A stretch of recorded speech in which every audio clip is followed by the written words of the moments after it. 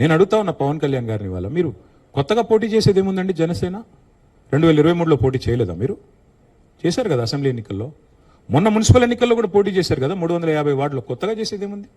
And ఇంకోటి, మిమ్మల్ని ఎవరు ఆపుతున్నారు? 2018లో చంద్రబాబు నాయుడు గారు వచ్చారు, పోటీ చేశారు. 23లో మీరు పోటీ చేశారు. పోటీ చేయండి, ఎవరు వద్దంటున్నారు. కానీ మీరు ఇక్కడికి వచ్చి మాట్లాడేటప్పుడు ఇదేదో ఆషామాషిగా ఏర్పడ్డ రాష్ట్రం కాదు, ఇదేదో అనాయాసంగా వచ్చిన రాష్ట్రం కాదు. వేల మంది బలిదానాలతో రక్తంతో తడిసిన నేల ఇది తెలంగాణ. కాబట్టి ఇక్కడికి వచ్చినప్పుడు ఒకటికి 2 సార్లు ఆలోచించుకుని మాట్లాడాలి. నేను ఒక మాట అన్నారు, ఆయన అడ్డుకుంటున్నారు. ఎవరు అడ్డుకుంటున్నారు మిమ్మల్ని? ఏదో ఊహాజనితమైన ఒక ప్రపంచం సృష్టించుకొని ఎవరు అడ్డుకున్నారు మిమ్మల్ని? 2018లో పోటీ చేస్తే అడ్డుకోలేదు, 23లో పోటీ చేస్తే అడ్డుకోలేదు, ప్రజలు అడ్డుకున్నారు. మేమేం చేస్తాం దానికి? ఒకటి మాత్రం పక్కా, పవన్ కళ్యాణ్ గారైనా ఎవరైనా సరే తెలంగాణ ఆవిర్భావ దినోత్సవం రోజు వచ్చి ఇక్కడ మేము సభ పెడతాం.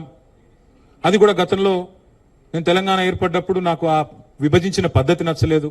ఒక ఆయన అంటాడు తల్లిని చంపి బిడ్డను బతికించారంటాడు, ఇంకొక ఆయన విభజించిన పద్ధతి నచ్చలేదు అంటాడు. ఇవన్నీ ఏంటంటే తెలుగు హైదరాబాదీ అల్ఫాజ్ మే బోల్నా హై తో గుమా ఫిరాకి బోల్నా బోల్తే ఇస్కో. నాకు ఇష్టం లేదు తెలంగాణ ఏర్పడని సీదా సీదా చెప్పక ఉల్టా పుల్టా మాటలు ఎందుకు? ఇది బాగలేదు, అది బాగలేదు. మరి నువ్వు అది బాగలేక ఇది బాగలేక 11 రోజులు అన్నం తినకుండా ఉంటే మళ్ళీ తెలంగాణ ఆవిర్భావ దినోత్సవం రోజు మీటింగ్ పెట్టాల్సిన అవసరం ఏముంది? సరే మీటింగ్ పెడదాం అనుకున్నావు, అడ్డుకున్నది ఎవరు? కాంగ్రెస్ ప్రభుత్వం. ఏమైనా అనాలనుకుంటే వాళ్ళని అనాలా? కాబట్టి పవన్ కళ్యాణ్ గారైనా ఎవరైనా ఈ దేశంలో ఎక్కడైనా పోటీ చేయొచ్చు, మాకు అభ్యంతరం లేదు. పోటీ చేశారు కూడా కదా మీరు. 2023 में भी आप बहुत करे. మీ అయ్యే జాగీరా. నేను ఒకటి మాత్రం పవన్ కళ్యాణ్ గారు గుర్తుపెట్టుకోవాలి, తెలంగాణ ఖచ్చితంగా తెలంగాణ భూమిపుత్రుల జాగీరు. తెలంగాణ భూమిపుత్రుల జాగీరే తెలంగాణ. ఇందులో ఎవరికి అనుమానం కూడా అక్కర్లేదు.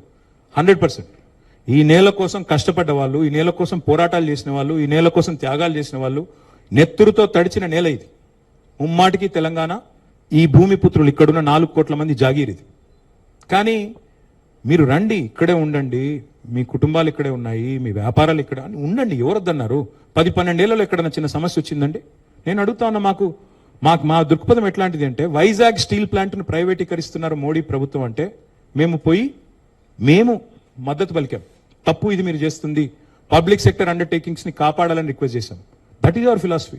ప్రాంతాలుగా విడిపోయినా ప్రజలుగా కలిసి ఉండాలని కోరుకున్నాం. కానీ నిన్న పవన్ కళ్యాణ్ గారు ఇంకొక 2 మాటలు మాట్లాడారు. ప్రాంతీయవాదం అన్నారు. ప్రాంతీయవాదం ఉగ్రవాదం కంటే ప్రమాదం ఏదో అన్నాడు ఆయన.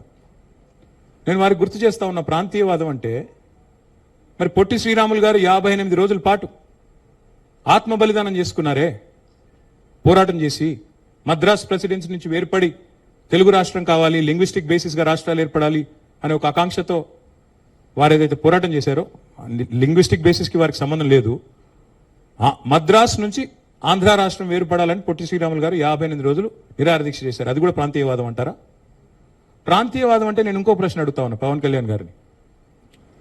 మోడీ గారు ఇవాళ ఆయన ప్రాంతం మీద అభిమానంతో, ప్రాంతీయవాదంతో తెలంగాణకు వచ్చిన ఇండస్ట్రీలను కొట్టుకొని పోతా ఉన్నాడు. కేన్స్ అనే పరిశ్రమ ఇక్కడ పెట్టాల్సి ఉంటే, ఇక్కడ ఒప్పందం కుదుర్చుకుంటే మా హయాంలో, మా గవర్నమెంట్లో దాన్ని తీసుకుపోయి గుజరాత్లో పెట్టించారు. మైక్రాన్ అనే సంస్థ ఇక్కడ పెట్టాల్సి ఉంటే, పెట్టుబడి పెట్టేది ఉంటే దాన్ని తీసుకుపోయి గుజరాత్లో పెట్టుకున్నారు. మరి జాతీయవాదం ముసుగులో చేస్తున్న ఈ ఆర్థిక ప్రాంతీయవాదం కరెక్టా? ఏది కరెక్టు? అంటే ప్రధానమంత్రి గారు గుజరాత్కే ప్రధానమంత్రిగా వ్యవహరించడం కరెక్టా? చెప్తారా దీనికి సమాధానం పవన్ కళ్యాణ్ గారు? కాబట్టి ప్రాంతీయవాదం, ఇంకో మాట చాలా విచిత్రమైన మాట అన్నారు నిన్న ఆయన. ఇంకొన్ని రోజులైతే జనగణమన పాడరు. మాకు జనగణమన మాకు నేర్పించాల్సింది ఏం లేదు. దేశభక్తి గురించి మాకు పవన్ కళ్యాణ్ గారి దగ్గర పాఠాలు నేర్చుకోవాల్సిన అవసరం లేదు. ఈ నేల ఆనాడు నిజాం సర్కార్కు వ్యతిరేకంగా పోరాటం చేసిన నేల, కమ్యూనిస్టులు కదం దొక్కిన నేల ఇది. కాబట్టి మాకు పోరాటాలు కొత్త కాదు, మాకు యుద్ధాలు కొత్త కాదు, త్యాగాలు కొత్త కాదు. మాకు వాటి గురించి జాతీయ భావన ఉంది. ఇక్కడ దేశాన్ని గౌరవించే సంస్కృతి ఉంది. We contribute to the nation. We are less than 3% of India, but we contribute to 5% of India's GDP.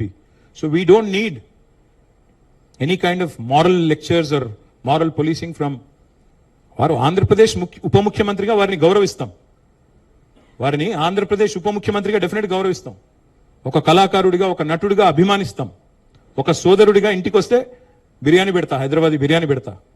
కానీ వచ్చి మా సెక్రటేరియట్లో కూర్చొని పెత్తనం చేస్తాము, మా రాజకీయాల్లో మరి ఇంకా మొన్ననే కదా వేరుపడ్డది ఇంత కష్టపడి 60 ఏళ్ళు పోరాటం చేసి మొన్న వేరుపడ్డాం 2014లో. మొన్న చంద్రబాబు నాయుడు గారు రానే వచ్చే 2018లో, మళ్ళీ ఇప్పుడు మీరు కూడా వస్తారు 2023లో. That's all I'm saying. And last word I will like to say on this, Pawan Kalyan గారిది ఈ మధ్యన ఓజీ అని సినిమా వచ్చింది. I would like to remind my brother Pawan Kalyan, we have a Telangana OG KCR. ఇక్కడ మా కేసీఆర్ గారు ఉన్నారు, ఆయన చాలు మాకు.